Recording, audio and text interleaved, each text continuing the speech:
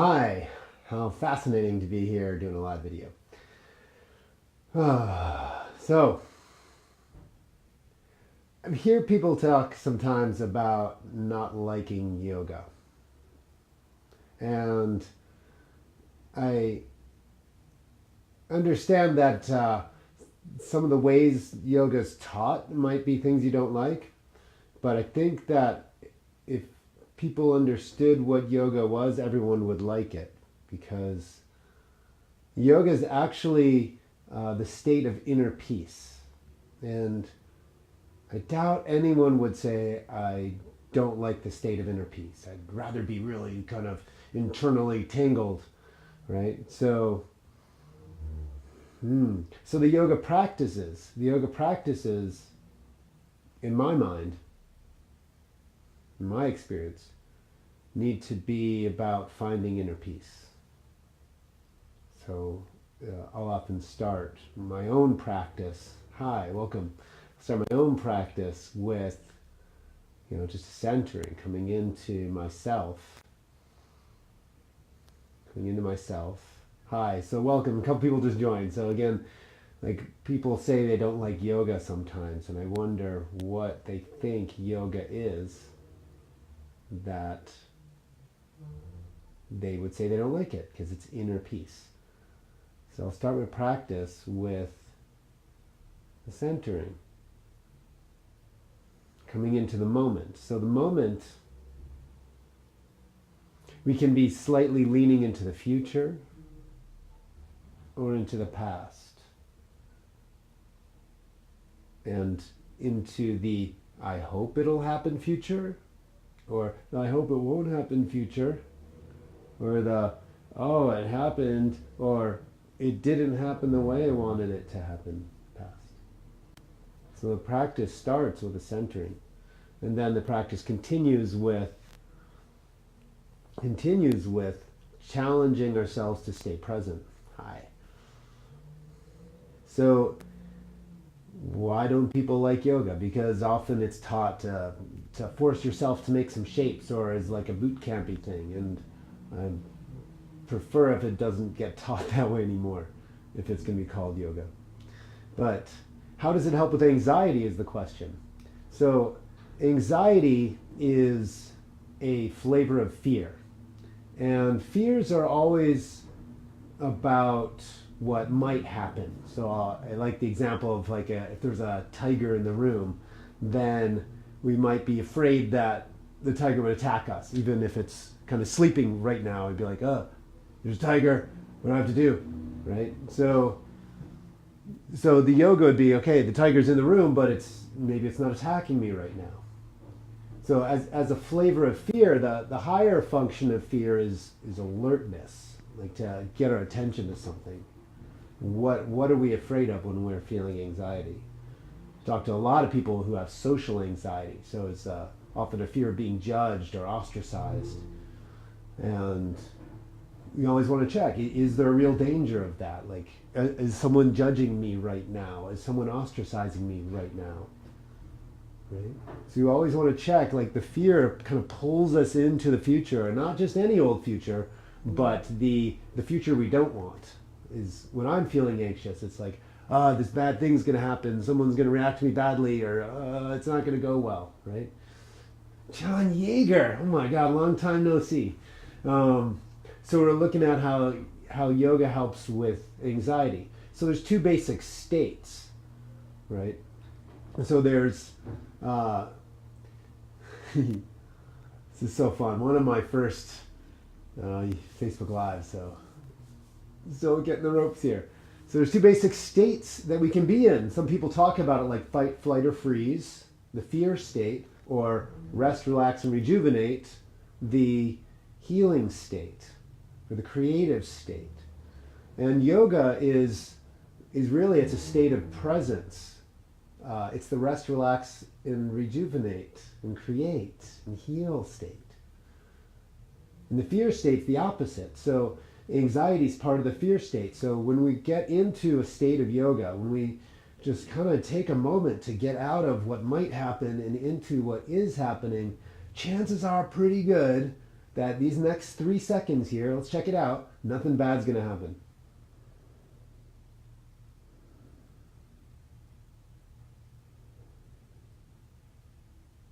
Right? But that's true the next 3 seconds.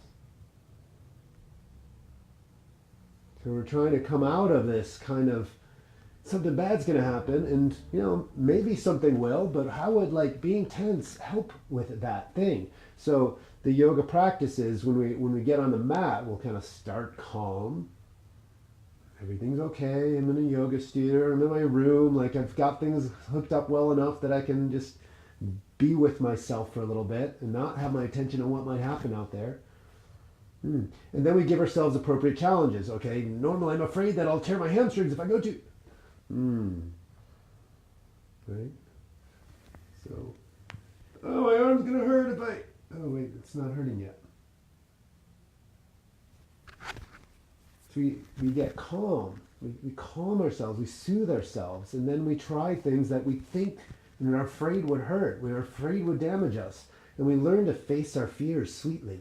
We learn to face them and give ourselves appropriate challenges so we can stay calm and use that calmness to guide us, I'll do it towards the camera, to guide us through what used to hold us back, what used to be the, whatever our fear is, whether it's social anxiety or the fear of heights. You take a step up, like, oh, I'm going to fall. Oh, okay, I didn't fall.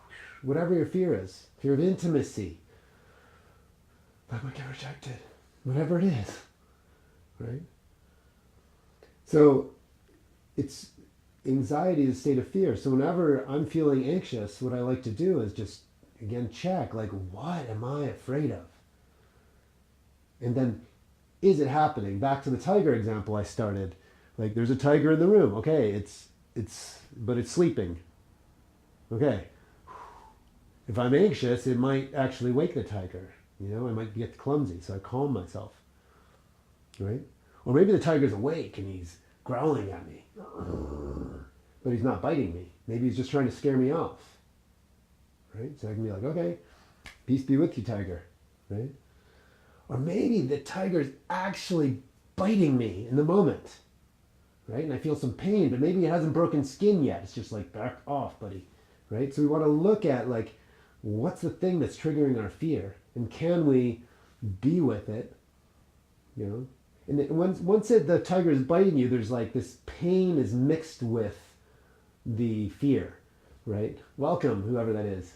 The pain is mixed with the fear. And you want to distinguish, like, hey, I feel the pain, it might be damaging me, and I'm also afraid that it might continue to damage me.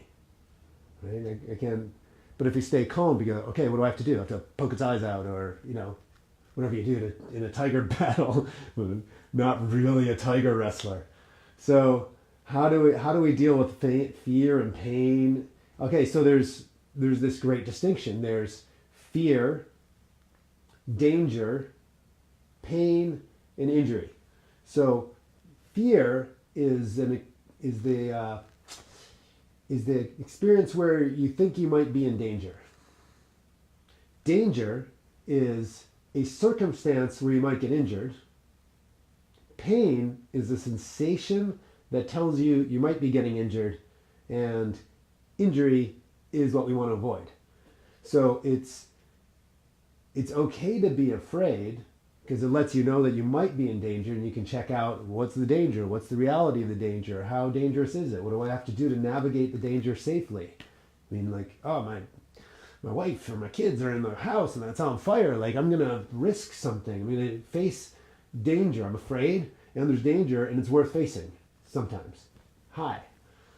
So fear, danger, so we might go into a dangerous situation. I'm in pain, like that. There's a lot of heat. I'm going into a fire, right?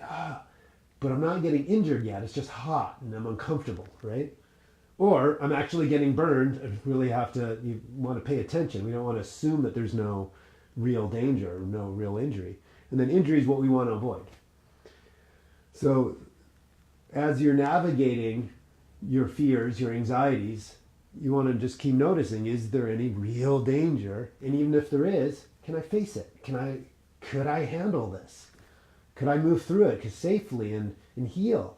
And there's this great thing that when we're actually safe, when we're safe, when we're not in danger, but we're afraid at the same time, there's a real opportunity for healing the fear, right? Back to social anxiety, because it's so prevalent these days, especially the way social media goes, right? When when there's safety, like when you're in a welcoming environment, like a lot of people feel social anxiety even just in a yoga class when everyone's just minding their own business on their mat. When you feel fear and you can notice you're safe, you can dissolve the fear. And you come into this like oneness with the moment, being in relationship to current reality as it is. So we do a practice. We start with something safe, a comfortable seat, or standing comfortably. And we just look, do I feel safe right now? Do I actually feel safe right now? Just for like, is anyone going to attack me verbally or physically? And as I realize no, or maybe you guys are writing nasty comments, I don't know. Sticks and stones, right? But I go, I'm actually safe. And something in my nervous system settles. Right? And then I'll can't see this very well in your view, but maybe I'll try to straighten my leg and be like, oh, my leg's tight. Okay, well, is it ripping off? No. Okay, then it relaxes a bit. Found some more tightness. And all these weird things that we take on during our lives, they leave every kind of memory you have that makes you cringe, right? That's a tension in your body. Like, how does cringing help with the memory? It doesn't, but you can feel where, because the mind, like, I don't know if you've watched or read any Sherlock Holmes or the what's his name, Benedict Cumberbatch. Hi, Eli. The video of the Sherlock stories, they show him like kind of storing things in his memory. Like it goes down, where am I going to put this so I can store it properly, right? So some people use those memory tricks really consciously and really well to be able to remember things. But most of us store memories very unconsciously, and we tuck them deep into our bodies, right? I've helped people heal like old injuries that they didn't realize that were from falling down the stairs as a kid, or like, dropping their brother or something like that. They just have this like, the way their bodies clenched in the worst moment where they weren't present to what they were doing, and how they leave tension stored deep in their body so it doesn't work anymore. So the yoga, the physical practices, which is only one of the many ways of practicing yoga, the physical practices help us find where we're holding the tension in our body, where we're storing the memories.